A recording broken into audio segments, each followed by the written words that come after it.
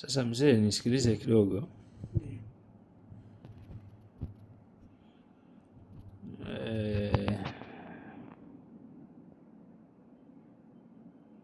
Nafikiri ulivyojifahamu ulijizuia. Niko sahihi au? Okay. Sasa mimi ningeshauri au ningeomba kama inawezekana,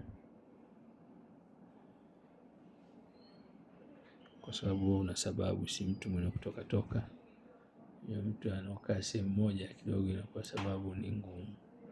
Lakini kama ukiwa mtu na chomoka unaenda huku unaenda kule, kidogo kuna uwezo wa kutengeneza hoja.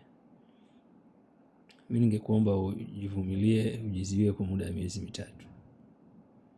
Baada ya miezi 3, lakini usimisi mara moja kutumia. Tumia miezi 3 mfululizo.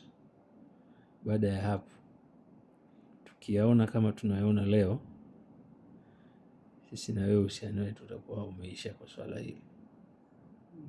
Labda kwa mambo mengine kama yatakuwepo. Sasa naomba kama kuna swali uniulize, kama hakuna basi. Sijaelewa sasa. Unasema unachokiona status ni sasa ni negative, really.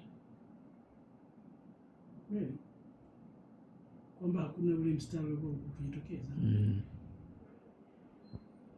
Au labda nikupe usome zangu na mawani, utaona zaidi kuliko mimi.